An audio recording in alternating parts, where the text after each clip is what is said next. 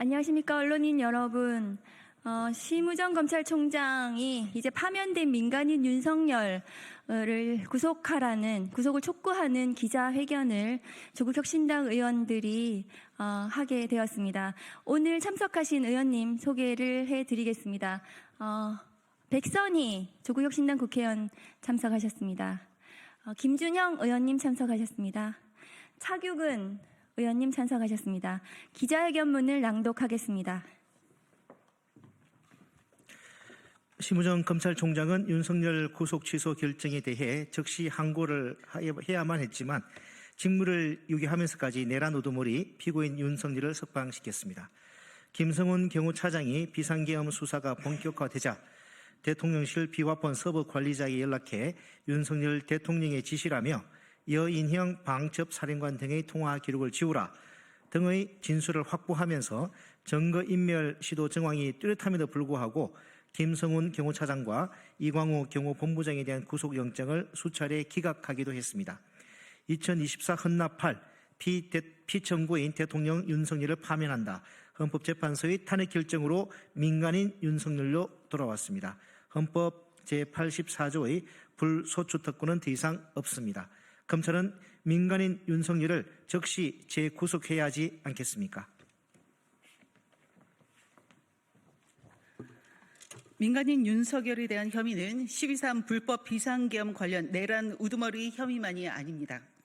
12.3 불법 비상계엄과 관련한 직권남용 혐의, 명태균 게이트와 관련하여 윤석열과 김건희가 2022년 국회의원 재보궐선거와 22대 국회의원 선거 등에서 국민의힘 공천 개입 등 공직선거법 위반 혐의, 20대 대선 때 공식 대선 캠프에 강남구 신사동과 서초구 양재동 등 두 곳 이상에서 비밀 대선 캠프를 운영해 무상으로 사무실을 대여받은 것과 명태균을 통해 무상 여론조사를 받았다는 정치자금법과 공직선거법 위반 혐의, 대통령 경호처를 동원해 체포영장 집행을 방해한 특수공무 집행 방해 혐의, 기타 민간인 윤석열의 범죄 혐의는 차고 넘칩니다.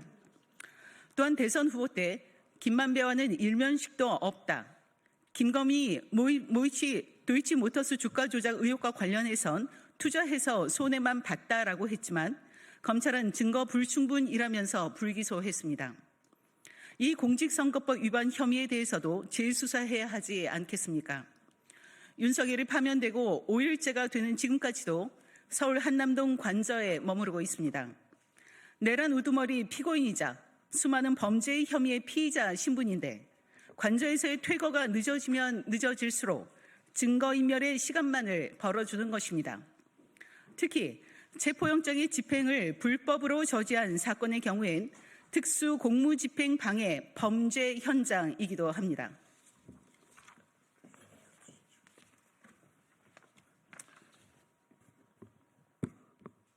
핵심 피의자인 윤석열과 김성훈 경호처 처장이 같은 공간에 머물면서 경호처 관계자를 상대로 입단속을 하거나 회유할 가능성도 큽니다.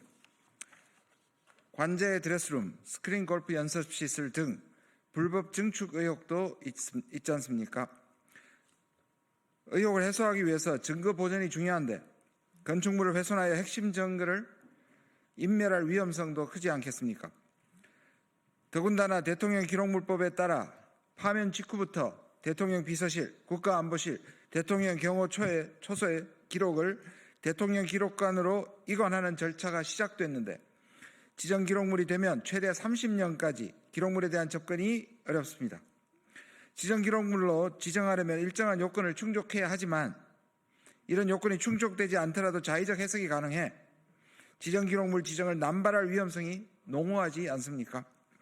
게다가 현 대통령 기록관장의 임기는 충분히 남아있음에도 불구하고 탄핵 직후인 올해 2월부터 대통령 기록관장 교체에 나섰습니다. 언론 보도에 따르면 신임 대통령 기록관장 최종 후보자 2명이 정해졌는데 그중 1명이 대통령실 행정관 출신이라고 합니다. 그리고 그 임명권은 한덕수 권한대행에 있습니다. 수상하고 의심스러운 인사를 통해 대통령 기록물에 대한 자료 접근을 차단하고 내란을 계획하고 준비한 과정을 깊이 묻어두려는 속내는 아닙니까? 내란의 종식이 이루어지지 않아서 윤석열 내란 세력이 득세하고 급기야 한덕수 권한대행이 내란 핵심 혐의자 이완규 법제처장을 헌법재판관으로 지명하는 위헌 행위를 저지르고 있습니다. 공직선거법 위반, 정치자금법 위반, 특수공무집행 방해죄 등 범죄를 저질렀다고 의심할 만한 상당한 이유가 있고 그 증거인멸의 염려 또한 매우 크기에 윤석열 구속을 통해 핵심 증거를 확보해야 합니다. 대통령 임기 중에는 공소시효가 멈춘다는 것이 대법원 판례입니다. 공직선거법 위반 공소시효는 6개월이지만 취임식 직후부터 시효가 멈춘 상황이므로 아직 4개월 정도 남아 있습니다. 이것이 바로 신속한 수사와 정확한 증거 확보가 필요한 이유입니다.